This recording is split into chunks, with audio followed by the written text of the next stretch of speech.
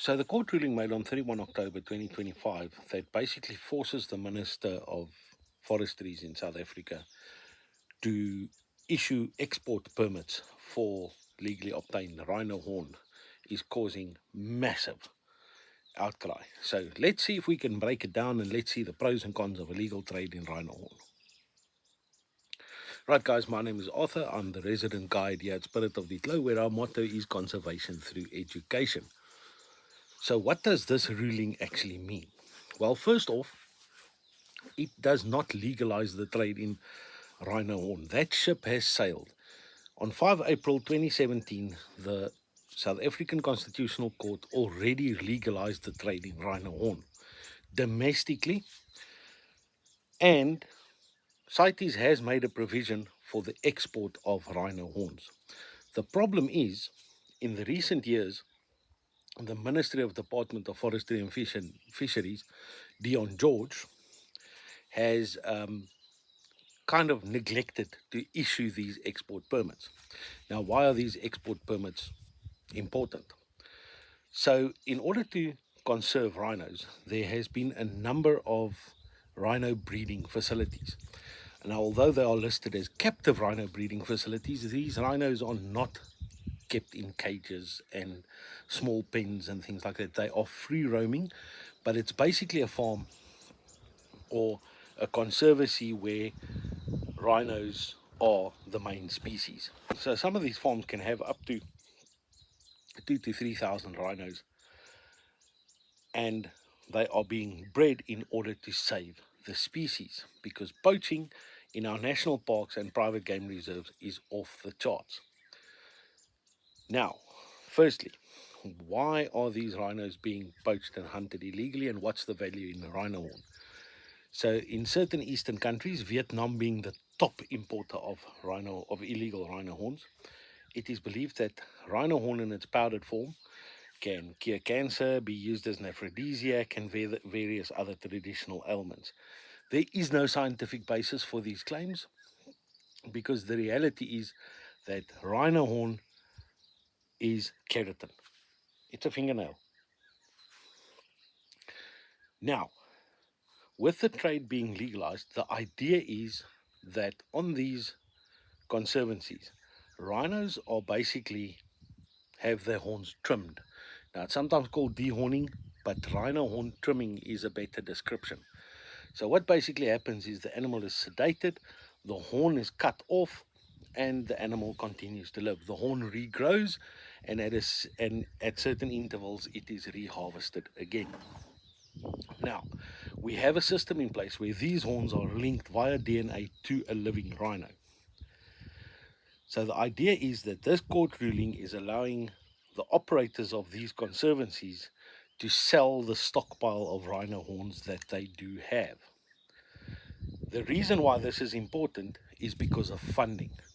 So Vickers Diedrichs, who brought this case against the ministry in the Northern Cape High Court, has got a cost of roughly 20 million rand a year, and that is to pay for the protection of the rhinos, the feeding of the rhinos, basically to run this whole breeding operation.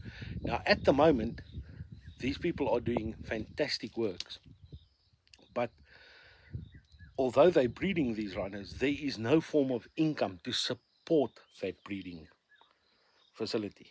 So if they were able to sell these rhino horns, which at the last mass auction sold for about 10,000 rand, or about 500 euros per kilogram, that money could be used to fund these breeding projects in order to save the species. Now, there is a big public outcry, because first of all, a lot of people don't understand that these rhinos are not being killed for their horns.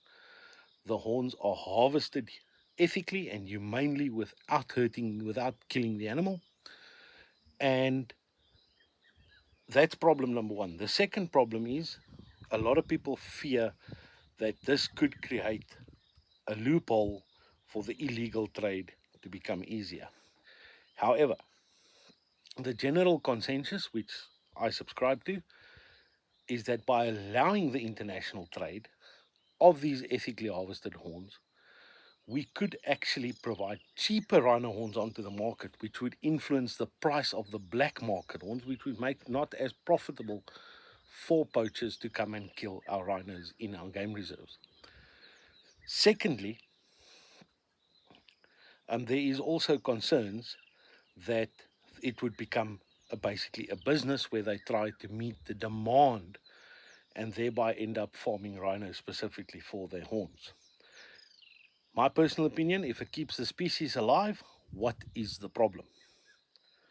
We have got many species of animals that are farmed for commercial reasons in many sectors of the world. So, the biggest concern that I have is if these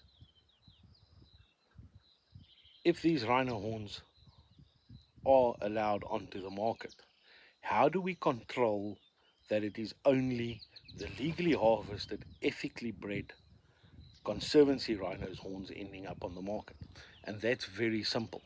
We use the DNA system, and we put a system in place where, in order to obtain a permit, a DNA test is done on the rhino horn, and you have to prove that there is the rhino, it is still alive, it is an ethically harvested horn.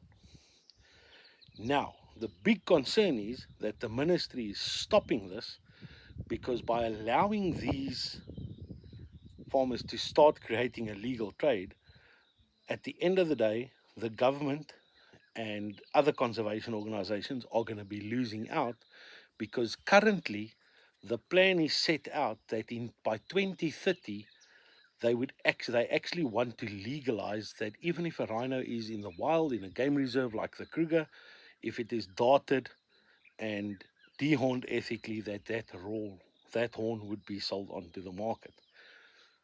So currently it is a game of economics. Now we need to stop the economics and focus on the species. If we can give these farmers a way to save up, to earn the income, to save the species, why not do it?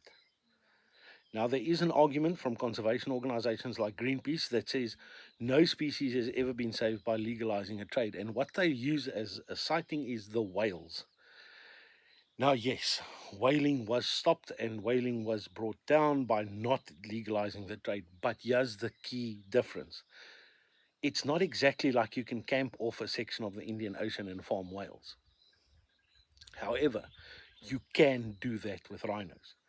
So it is comparing apples and oranges. It is not the same situation.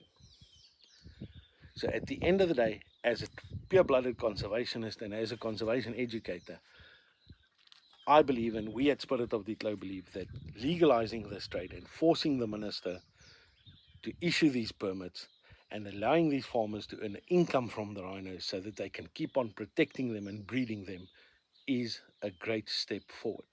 Let us know in the comments what you think.